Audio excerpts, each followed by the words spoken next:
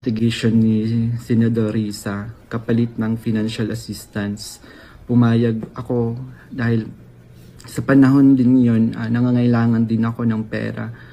Binigyan ako ni share ng email ng opisina ni Sen Risa upang magpadala ng formal na email kahit anong aking sabihin daw. Sabi niya kapag nakipag-usap ako sa kanila, sabihin ko lamang na taga-kingdom ako at lumabas na sa ministry at idagdag ko daw na sinasaktan ako ni pastor. So sa aking email, sinabi ko doon na galing ako sa kingdom at lumabas noong 2021. Ilang araw pagkatapos noon, kinontak ako ng isang staff ni Sen Risa na si Fiona upang makipag-meet sa akin through video call. Sa pag-meeting namin kay Attorney J. Becama, Chief of Staff ni Sen Nontiveros, pinagawa ako ng affidavit tungkol sa mga gawain ko sa loob ng kingdom, mga transaction at operation na kinasangkutan ko. Ang isinulat ko doon ay pawang mga personal kong experience lamang at wala akong binanggit na pananakit, sexual abuse o human trafficking sa aking salaysay.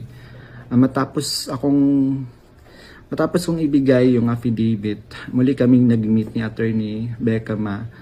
Pagkaraan ng 2 araw, binigyan niya ako ng revised affidavit na naglalaman na ng mga karagdagang aligasyon ng pananakit ni Pastor na hindi ko naman naranasan o nakita. Kasama rin dito yung maling pahayag na ako daw ay na-assign sa SMNA News kahit hindi totoo dahil ako ay nasa Glory Mountain mula 2019 hanggang 2021. Nandun din yung aligasyon na sa di umano ay nasaksihan ko tungkol sa mga baril na sangkot sina Sara Duterte at dating Pangulong Rodrigo Duterte na hindi naman totoo dahil wala naman akong nasaksihan na ganoong pangyayari.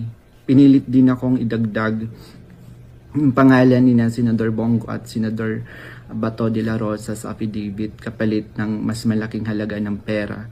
Pero hindi ko na sila isinama kasi baka umattend sila sa hearing at magtanong at makorner ako. Yung pag-appear ko sa Senate ay may reward na 500,000 na ibinigay nila sa akin at dagdag na 500,000 nang isinama ko si Sara Duterte at si dating Pangulong Duterte.